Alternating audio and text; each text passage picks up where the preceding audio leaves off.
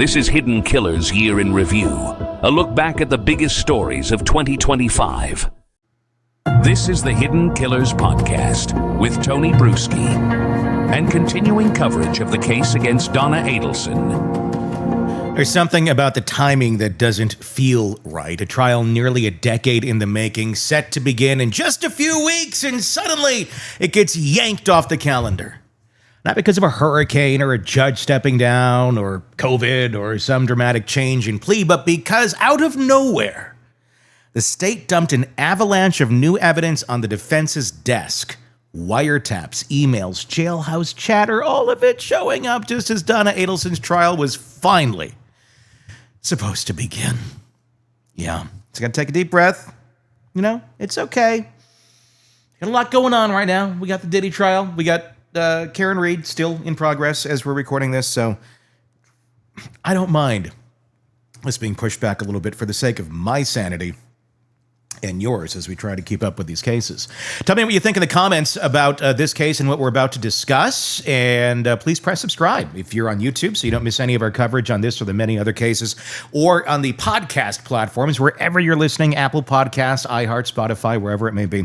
Press subscribe over there too so you don't miss any of this. So let's continue on. On May 1st, 2025, Leon County Circuit Judge Stephen Everett granted a formal motion to delay Donna Adelson's murder trial. One that had been scheduled to begin on June 3rd.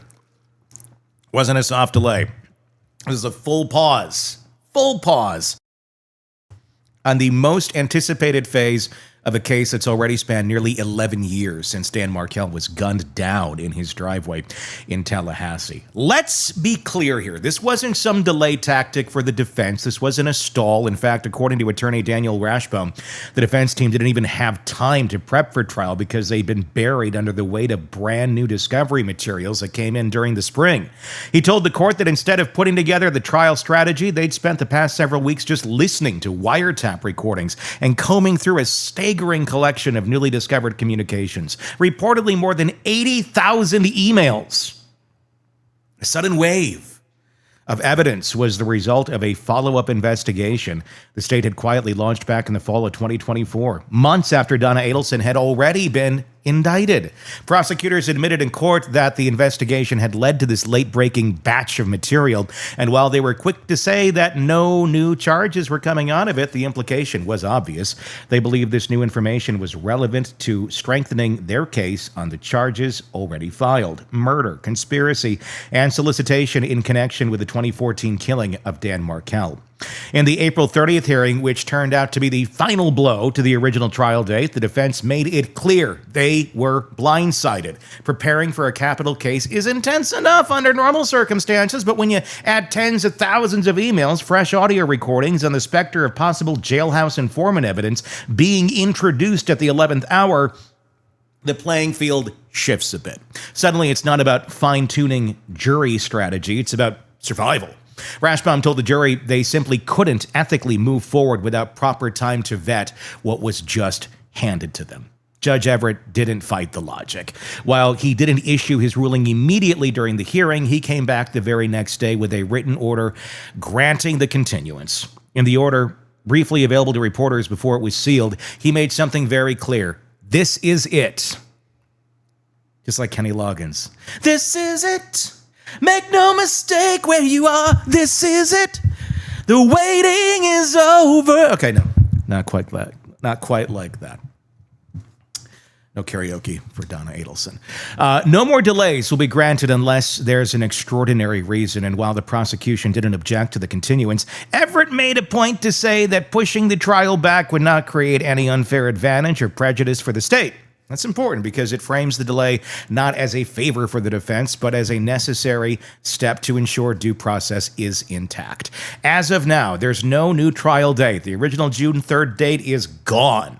The calendar wiped clean. But what's not gone is the momentum. If anything, this delay throws more light on how volatile this case is. This isn't just a courtroom drama, it's an active investigation that seems to be evolving still in real time, even a decade after the original murder. Also important to note, This isn't just about volume. It's about timing. The defense had already been working on a pretrial motion when the wave of new material landed. Their argument was that the deadline to file pretrial motions had to be extended because there was no way they could adequately address issues like informant disclosures, wiretap admissibility, or impeachment material while sifting through this digital mountain. The judge agreed there, too. He extended the deadline for filing those pretrial motions from April 30th to May 16th of 25, giving the defense a couple extra weeks to assess what's relevant, what's legally challengeable, and what could change the shape of their courtroom defense. He also ordered the prosecution to turn over any remaining jailhouse informant discovery by May 2nd, including details about what the informants may have said, whether they were incentivized, and how their information was vetted. That's crucial because if any of the new evidence includes statements made by Donna Adelson to other inmates or people posing as inmates, the court needs to know if there was any quid pro quo involved. That's where things can get slippery. And the judge seems to understand that as well. What's unusual here is the sequence of events. Prosecutors receive a tip in late 2024. They run with it, and by early 25, they're dropping massive files on the defense while a trial date is already breathing down everyone's neck. The court's decision to hit pause doesn't just reflect a scheduling issue, it reflects how significant the new material may actually be. For now, Donna Adelson's trial is off the calendar. But the story isn't frozen behind the scenes. The defense is digging. The state is holding its cards. And the public is watching closely because when a murder for hire case gets rebooted with fresh evidence this late in the game, you have to ask, what exactly did they find? We'll get to that next. The trial delay didn't come out of nowhere. It came from a lead. That single tip quietly received by investigators, like I said, somewhere in the late fall of 2004, that knocked open a door no one expected to reopen. Donna Adelson had already been arrested. The charges were filed, and the trial date was locked in. And yet this lead was apparently strong enough to justify restarting the investigation behind the scenes. What exactly this tip was, no one is saying. The state has been tight-lipped, and the court filings tied to this development are almost entirely under seal. But here's what we do know. Following that fall 2024 lead, investigators initiated a fresh round of work on the case, quietly, without public notice. And the effort turned up what's now being described as an avalanche of new discovery. Prosecutor Sarah Catherine Dugan admitted as much in court. She said the state had received new information last year, had to run it out, and as a result came into possession of evidence that had not been part of the case previously. The result, like we said, over 80,000 emails, months of wiretap recordings, and an unknown volume of communications involving jailhouse informants, all disclosed to the defense in the weeks leading up to the April hearing. So now that the trial's been pushed, the defense is buried in digital evidence. The state says no new charges, but clearly they're holding something big. So where does that leave us? It leaves us deep inside a legal chess match being played mostly behind closed doors. Since early April of 25, at least 16 filings in the Donna Adelson case have been sealed from public view. That number is staggering, more than the total number of sealed documents filed since her arrest in November of 23. What's happening now is moving fast, and it's happening out of sight. Let's start with the players and their positions. On the defense side, Donna Adelson's legal team has taken a multi-pronged approach. First, they filed a motion to disqualify the judge, Leon County Circuit Judge Stephen Everett, the same judge who ultimately ruled on the trial delay. We don't know the exact grounds for the motion because, of course, it was filed under seal. What we do know, Judge Everett denied it. He's staying on the case, no recusal there. The move alone tells us something. Disqualifying a judge is a high-stakes tactic. You don't do it unless you think the deck is stacked, or at least appears to be. That kind of filing usually signals deeper strategic tension. It might be about courtroom rulings, perceived bias, or how sensitive evidence is being handled. We just don't know because the specifics are buried under court confidentiality. Next up, a motion for change of venue. The defense wants the trial moved out of Tallahassee. Again, the details of that request sealed, but the resolution or the reasoning isn't hard to guess. Dan Markel was a well-known figure in Tallahassee. The case has been followed obsessively by local media for almost a decade. Charlie Adelson's trial and its conviction played out in front of that same local audience. And Donna, her name, has been in the headlines since day one.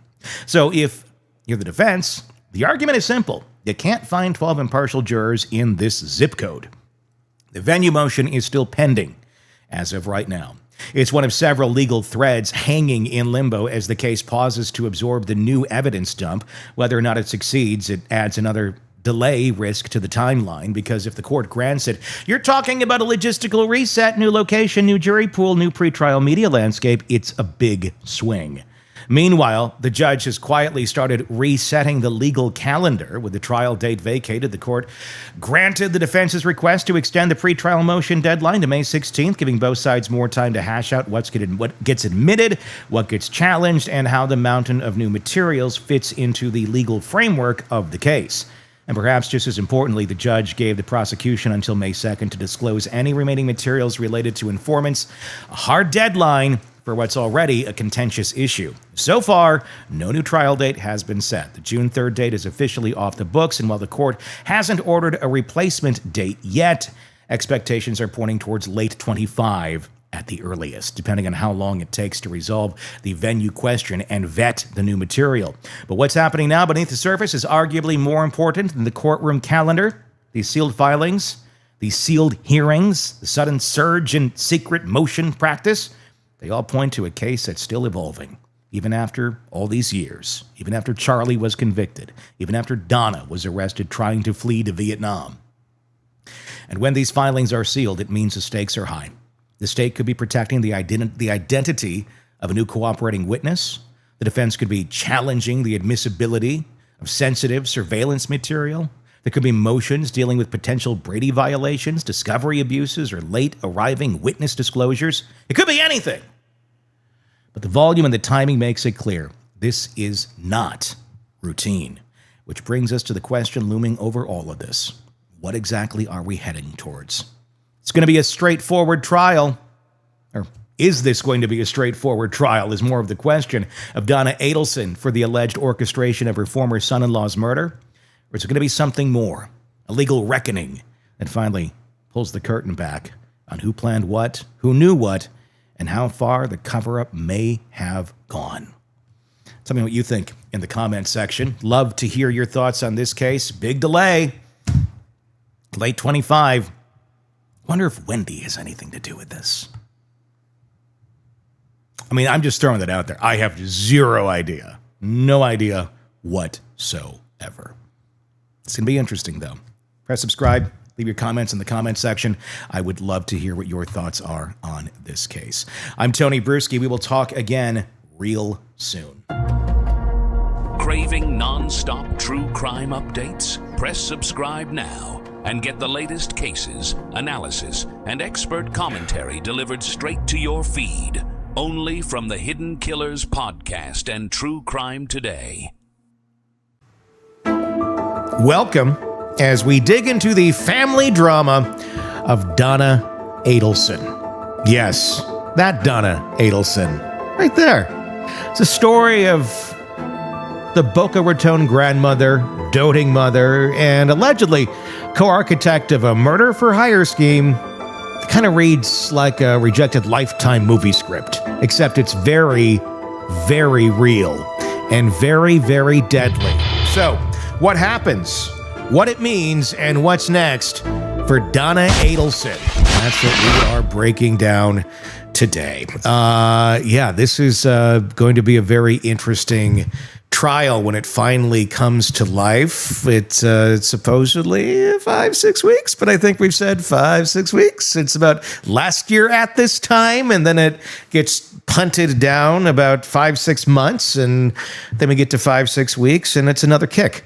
So I don't know. That's what it feels like, isn't it? Just every time we get ready to do it. Oh, never mind. Yep. Just kidding. Just kidding. We're going to see if we can make this last longer. But the evidence list was released. We're going to go through that on this episode and give you an idea of what Donna is up against. So what happened here in this last week, month, or so as we lead up to the trial. So let's rewind, in case you're new to this, all the way back to 2014 for some context. Florida State University law professor Dan Markel, he was gunned down in broad daylight in his garage in Tallahassee.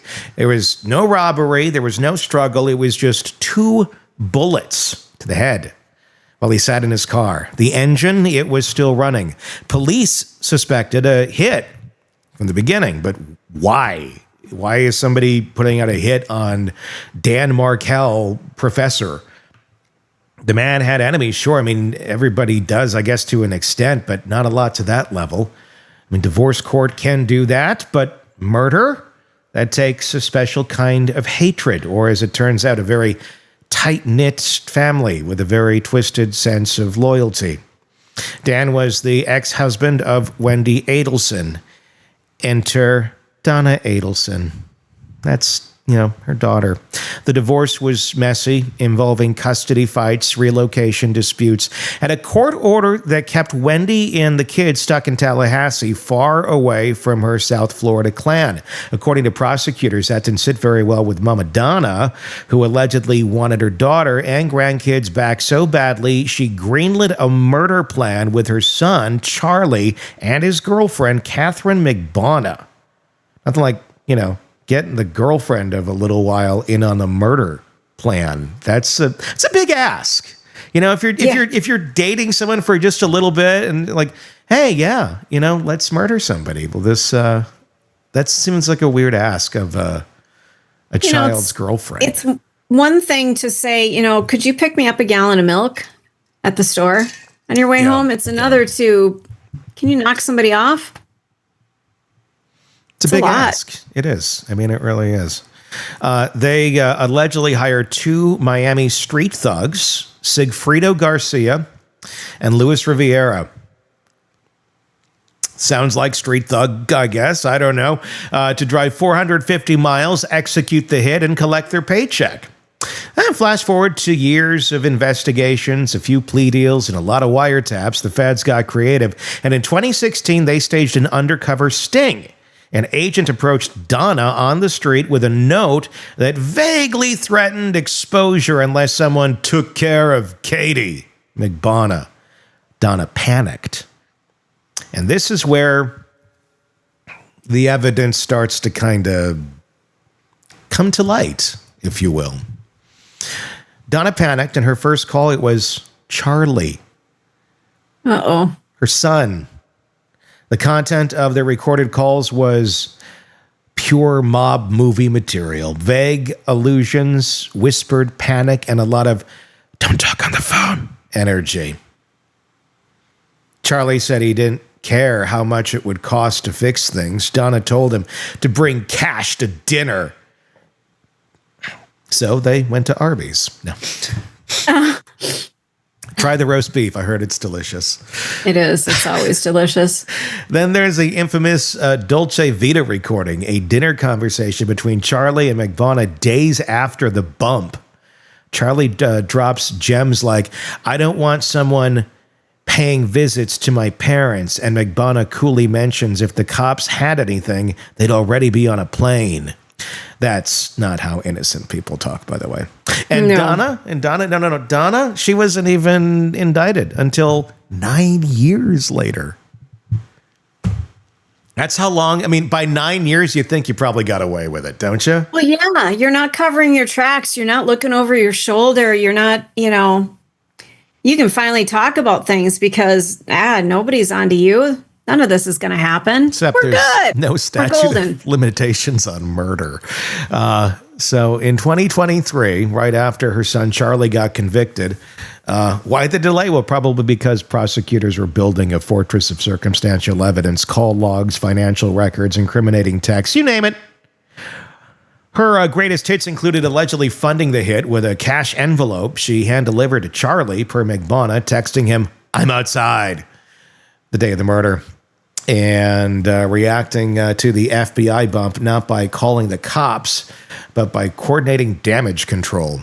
McBonna testified that when she arrived at Charlie's home the night of the murder, he handed her a moldy envelope full of cash and said his parents had just dropped it off.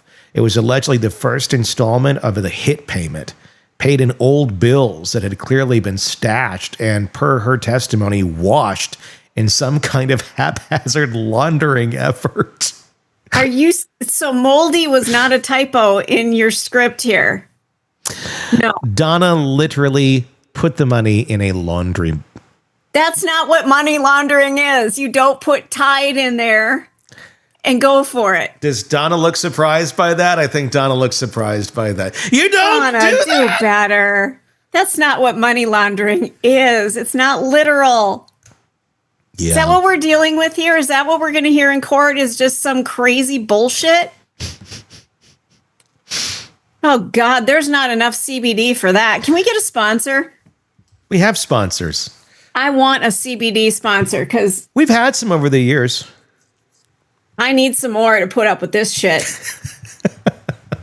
I'm opening it right. I can't. She money laundering and she put that shit in the washer? No.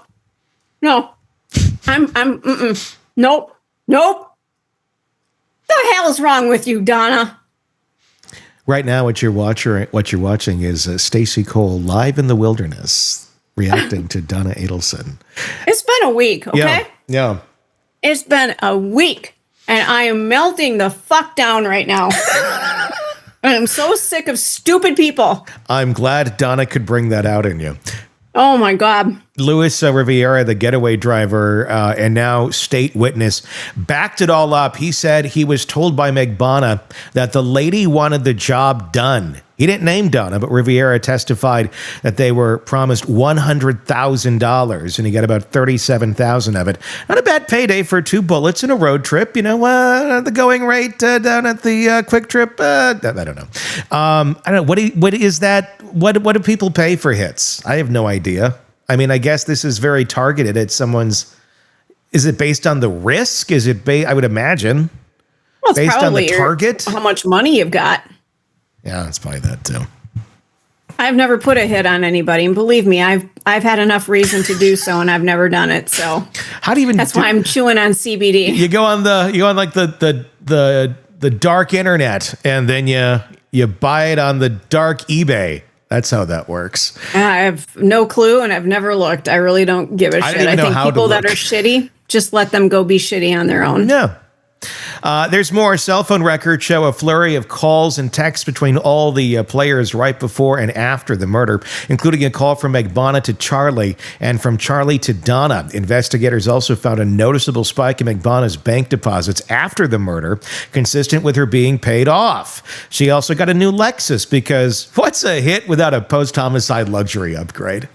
Oh, and we also mentioned the one-way ticket to Vietnam? Donna and her husband were arrested at Miami International Airport in July of 23, just as they were trying to board a flight to a country with no U.S. extradition treaty. Because nothing says, I'm innocent, like a sudden attempt to flee to Southeast Asia with a suitcase and a dream.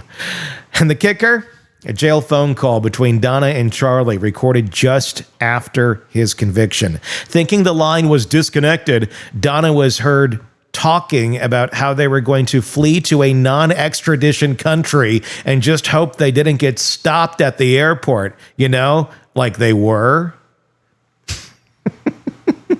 So that's what happened. That's the Donna Adelson story. That's how we're here today getting ready for her trial.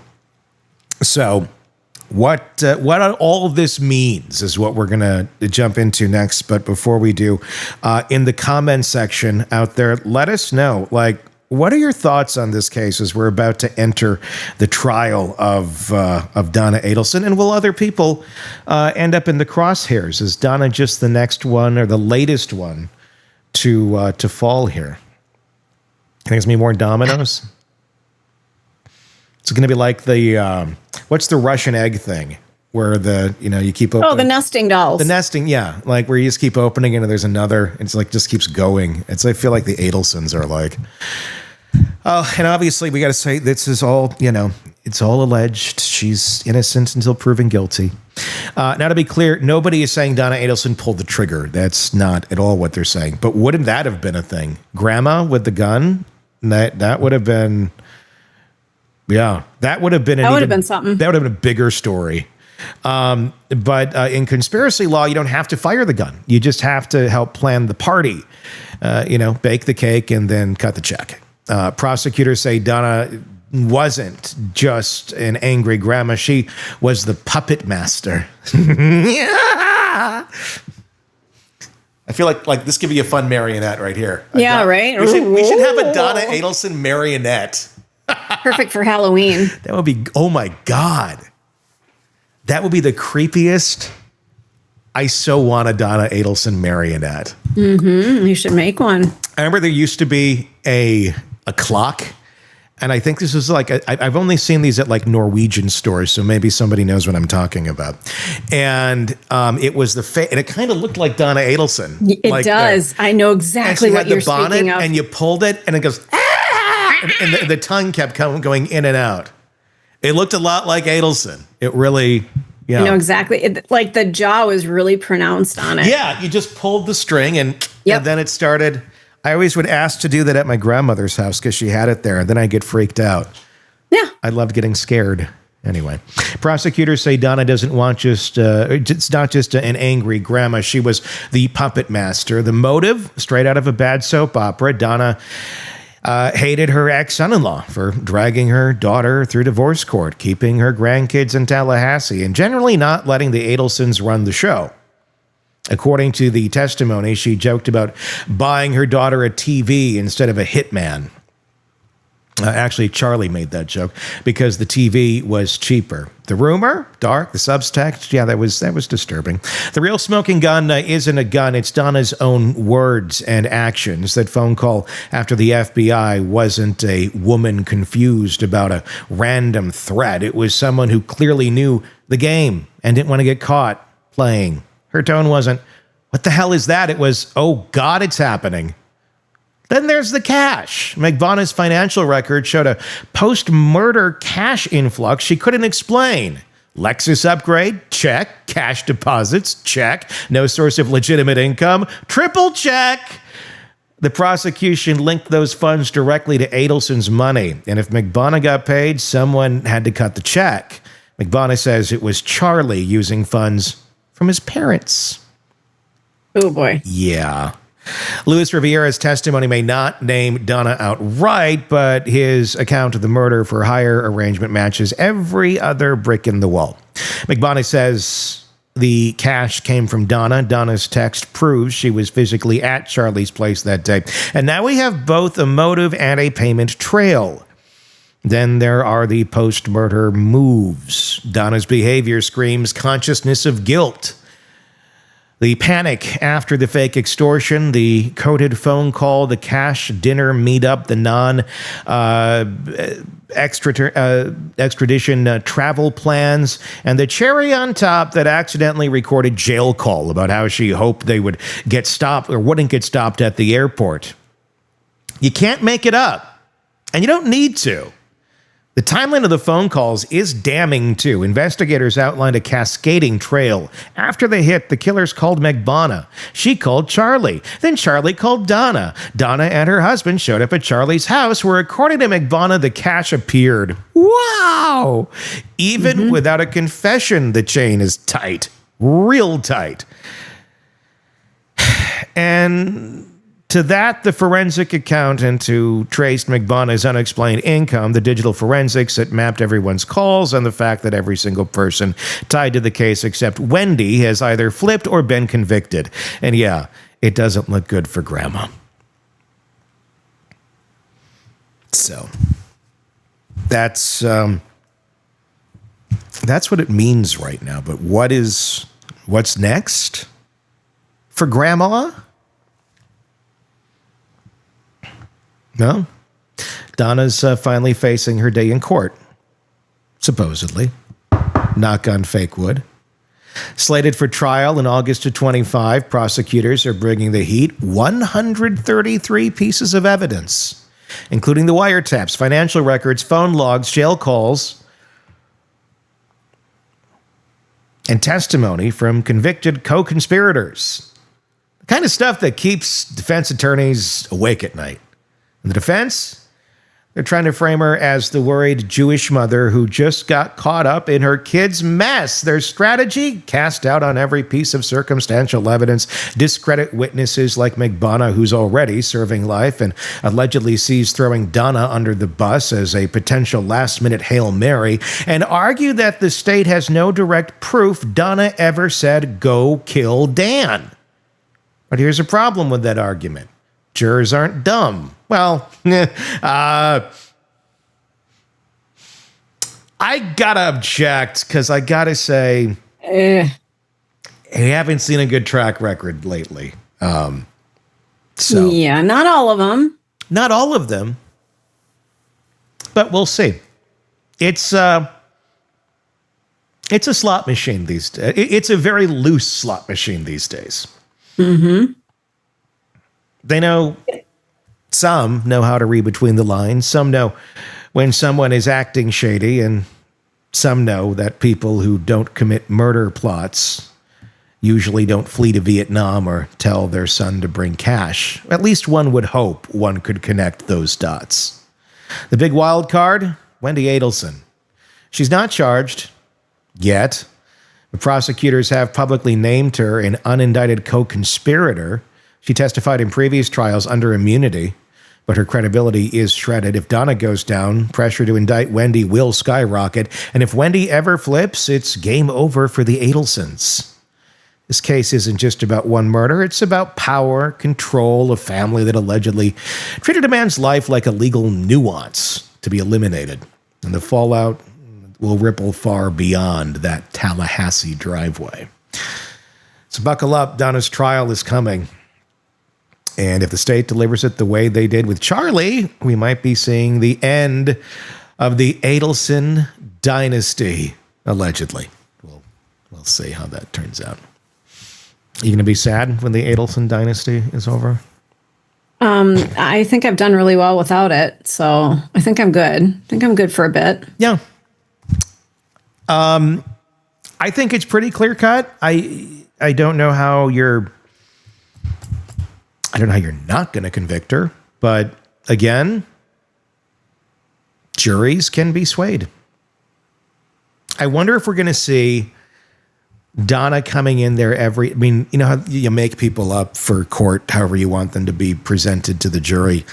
I wonder how old grandmother, frail she's going to look. She going to pull, was it Harvey Weinstein or am I thinking of Bill Cosby? Harvey did it. With the walker and, I'm frail, know. I'm wondering if we're going to see that. If we're going to see a totally different Donna Adelson. If she was smart, she would have started playing that card like right away. So it wouldn't be a shock when suddenly she's in court and she's looking like 90 years old. Mm-hmm. So I don't know. I wonder. Or is she going to try and look very astute and more professional and I don't even know. I don't know if she's going to be, I don't know if she can wear street clothes. I don't know what it is on this one. Well, that's an actual picture that you're using for the graphics. Yeah. So for those of you on YouTube, you're able to see it. It's purple. That's been the purple thing all the time. But that's been hearings. And sometimes when the actual jury is there, they do allow, but it's different on every trial. Is purple the new black or the new orange? I'm sorry, the new orange? I think it's the color that was probably they got the best deal on at whatever institution that she is staying at. Because purple's my favorite color. Everything I have is purple. So